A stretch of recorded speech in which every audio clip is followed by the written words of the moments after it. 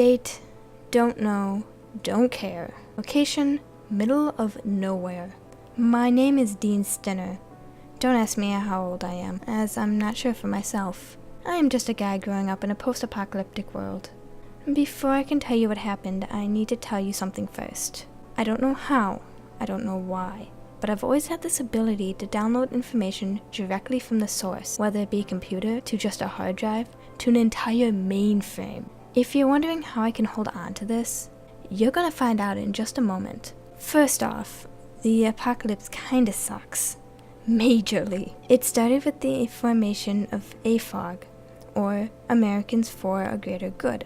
It was an organization created by the president at the time. Don't ask me who it was, I forget. The president gathered each of our greatest scientists, biologists, and weapon specialists in the same place to help make our country better and safer. Now, we didn't realize this at the time, but this was the beginning of the end. AFOG turned out not to be concerned about the country, but only on profits.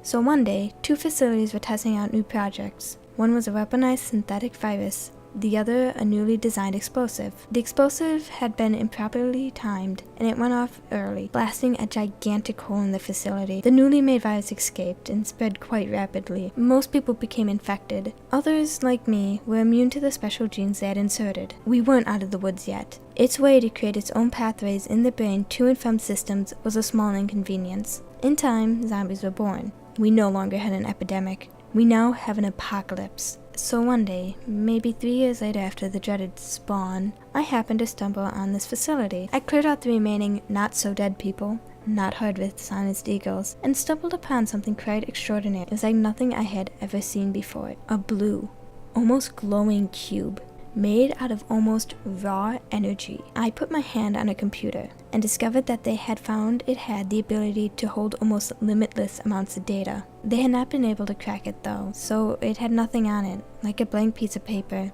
I picked it up and felt the connection immediately. I found I was able to put all of my memories, like a backup, onto the cube. I was even able to put stuff that I didn't need right away, but might need to use for later, such as maps, articles, and gun manuals. This all fits quite sparingly inside the cube. I had by then named it the HoloCube, for its ability to holographically project data into the air, and for its shape. Well, as they say, the past is past, and the future is full of opportunities. Sometimes you never know what may happen or when. You just have to be prepared for when it does.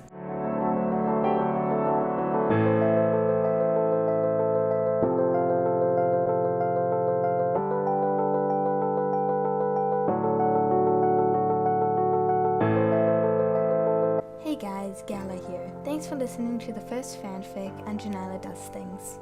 Thank you to Define Life, the author of this great piece of work, for letting us use your work. Next Friday, Naya should be up with a chapter from a bad fic. See you guys later. Bye-bye.